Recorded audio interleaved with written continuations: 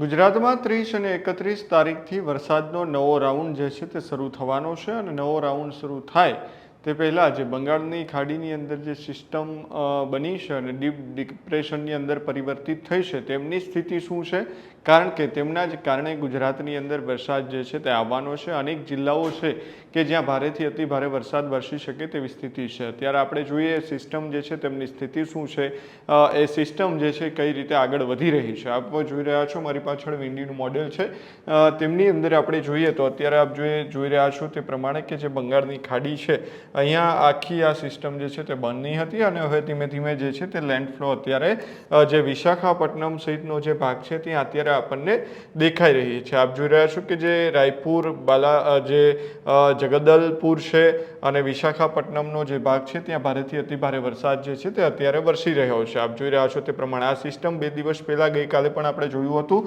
તો આ ભાગની અંદર હતી અને ધીરે ધીરે થઈને હવે તે આગળ અત્યારે વધતી આપણને દેખાય છે. હવે 30 થી 31 તારીખની અંદર આ સિસ્ટમ આખી જે છે તે ધીમે ધીમે થઈ અહીંયા ગુજરાત પહોંચવાની છે. ગુજરાતના કયા કયા ભાગો એવા છે કે આ સિસ્ટમ જ્યારે અહીંયા પહોંચશે ત્યારે ભારેથી અતિ ભારે વરસાદ વરસી શકે છે. અત્યારે 29 તારીખ જે છે તેમની અંદર આ સિસ્ટમ દેખાઈ રહી છે.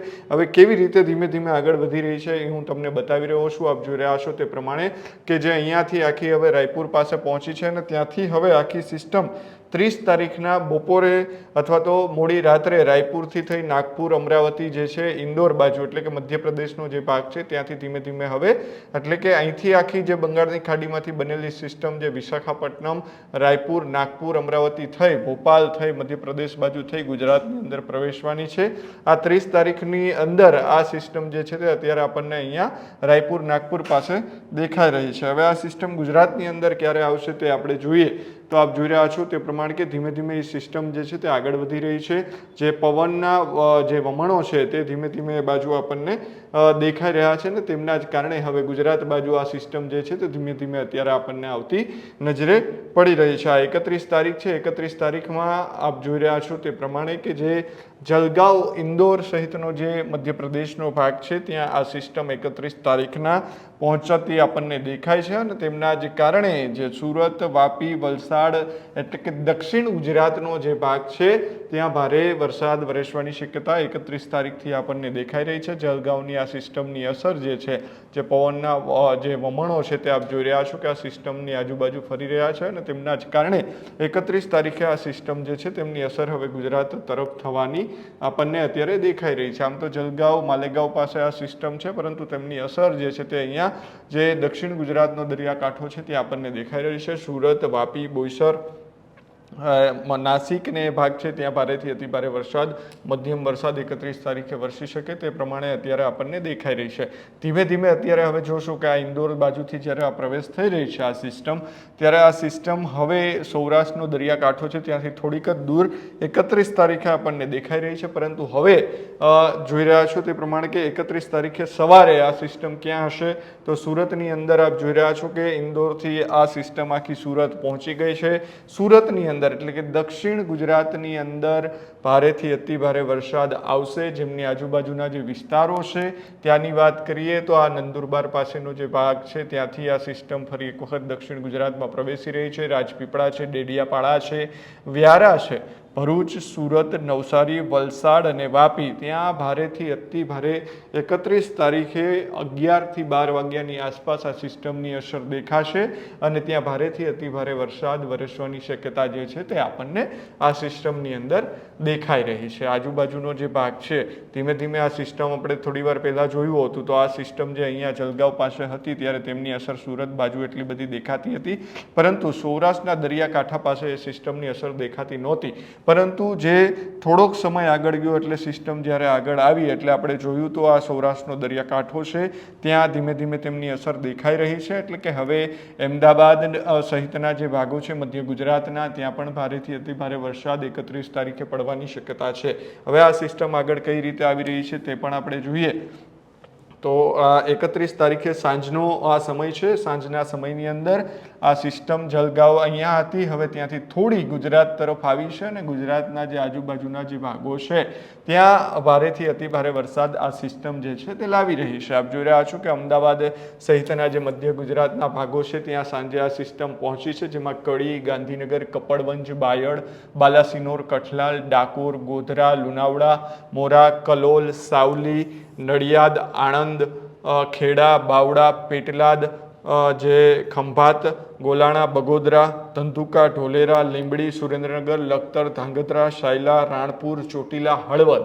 એટલે આમ તો આ સિસ્ટમ જે છે ગાંધીનગર સહિત આખા ગુજરાતની અંદર આ સિસ્ટમના કારણે વરસાદ જે છે તે આપણને જોવા મળી રહ્યો છે. એટલે કે 31 તારીખની અંદર આપણને આ પ્રકારની સ્થિતિ આખા ગુજરાતની અંદર દેખાઈ રહી છે અને 31 તારીખે આખા ગુજરાતમાં કચ્છ, રાપર, ભુજ, નડિયા સહિતનો જે ભાગ છે જામનગર, પોરબંદરનો, તેમને બાદ કરતા જે મધ્ય ગુજરાત અને દક્ષિણ ગુજરાત અને ઉત્તર ગુજરાતના જે ભાગો છે થરાદ, રાધનપુર સહિતના, ત્યાં ભારેથી અતિ ભારે વરસાદ વરસી શકવાની 31 તારીખે સાંજની અત્યારે આપણને આ તસવીર જે છે તે આમાં મોડેલની અંદર વિંડીના દેખાઈ રહી છે. હવે જોઈ રહ્યા છું કે 31 તારીખે રાત્રે શું સ્થિતિ રહેવાની છે.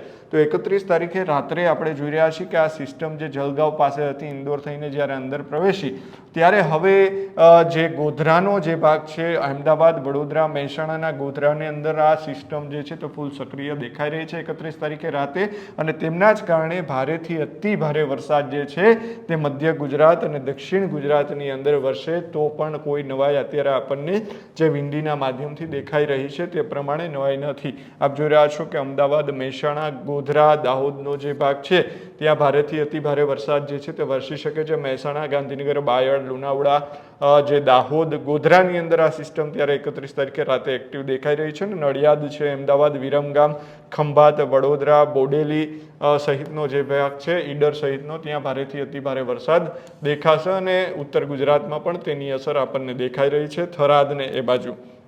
હવે રાત્રિના જ આ સિસ્ટમ 31 તારીખે ધીમે ધીમે સૌરાષ્ટ્ર અને કચ્છમાં પણ તેમની અસર દેખાઈ રહી છે. હવે 31 તારીખે આ રાત્રે 11 વાગ્યાનો આ સમય છે, પરંતુ આગળ આપણે જોઈએ તો પહેલી અને બીજી તારીખે આ સિસ્ટમ ક્યાં ક્યાં અસર કરવાની છે. તો આ પહેલી તારીખે એટલે 31 તારીખના રાતે 4 થી 5 વાગ્યા સમયની અંદર ગોધરા, અમદાવાદ, વડોદરા, મહેસાણા, રાપર, ભાવનગર, સુરત સહિતનો જે ભાગ છે ત્યાં ભારેથી અતિ ભારે વરસાદ જે છે તે વરસવાની શક્યતા આપણને જે બંગાળની ખાડીની અંદરથી ધીમે ધીમે જે ગુજરાત તરફ આખી આ સિસ્ટમ પહોંચી છે તેમાં આપ જોઈ રહ્યા છો તે પ્રમાણે કે પહેલી તારીખે વહેલી સવારે ભારેથી અતિ ભારે વરસાદ મહેસાણા, થરાદ, અમદાવાદ, ગોધરા, વડોદરા, ભાવનગર, રાજકોટ, મોરબી, રાપર અને સુરત સહિતના ભાગોમાં વરસવાનો છે. જેમ જેમ આગળ સિસ્ટમ વધી રહી છે, જેમ સમય જઈ રહ્યો છે, તેમ હવે સૌરાષ્ટ્ર બાજુ પણ આ સિસ્ટમ જે છે તે આવી છે. રાત્રિના જે તારીખ 1ના 11 વાગ્યાની આસપાસ આ જે ગોધરાથી આખી સિસ્ટમ હવે પહોંચી છે રાપર, મોરબી, અમદાવાદ, મહેસાણા, થરાદ,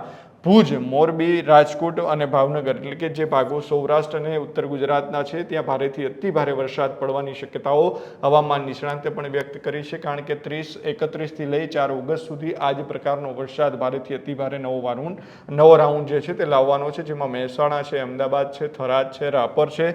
રાપરની અંદર ભારેથી અતિ ભારે વરસાદ વરસી શકે છે. મોરબીના આજુબાજુના ભાગોની અંદર, અમદાવાદ, મહેસાણાની અંદર ભારેથી અતિ ભારે વરસાદ વરસી શકે છે.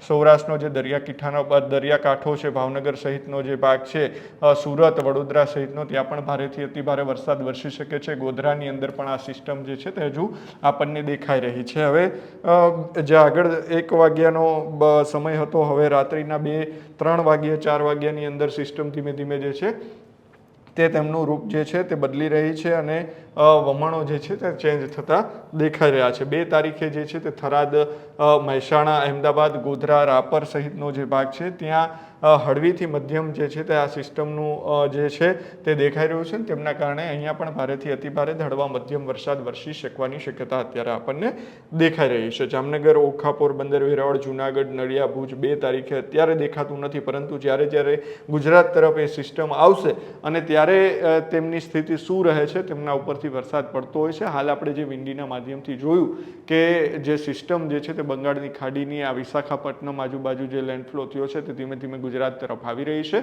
અને ગુજરાતના મધ્ય ગુજરાત, દક્ષિણ ગુજરાત, ઉત્તર ગુજરાત, સૌરાષ્ટ્રના અનેક ભાગોની અંદર ભારેથી અતિભારે વરસાદ લાવે તેવી શક્યતાઓ અત્યારે સેવાઈ રહી છે. તો હાલ જે વરસાદનો નવો રાઉન્ડ શરૂ થવા જઈ રહ્યો છે તે 31 તારીખથી વધુ દેખાઈ રહ્યો છે વિંડીના માધ્યમથી. 31 થી 4 ઓગસ્ટ સુધી આ વરસાદનો રાઉન્ડ રહેશે અને ગુજરાતની અંદર અનેક જગ્યાએ જળબંબાકારની એટલે કે ભારેથી અતિભારે વરસાદ વરસવાની શક્યતા રહે તેવું અત્યારે વિંડીના માધ્યમથી દેખાઈ રહ્યું છે. હવામાન નિષ્ણાંતો છે તેઓ પણ કહી રહ્યા છે કે 31 થી 4 ઓગસ્ટમાં ભારેથી અતિભારે વરસાદ જે છે તે અનેક વિસ્તારોની અંદર રહેવાનો છે. દક્ષિણ ગુજરાતની વાત કરીએ તો દક્ષિણ ગુજરાતમાં પહેલેથી જ ભારેથી અતિભારે વરસાદનો રાઉન્ડ આવી ચૂક્યો છે. મધ્ય ગુજરાત, ઉત્તર ગુજરાતમાં પણ આવી ચૂક્યો છે. સૌરાષ્ટ્રના અનેક ભાગો એવા છે, 2 કે 3 શહેરો કે ત્યાં ભારે વરસાદ પડ્યો છે, પરંતુ અનેક જગ્યાએ વરસાદની રાહ જોવાઈ જઈ રહી છે.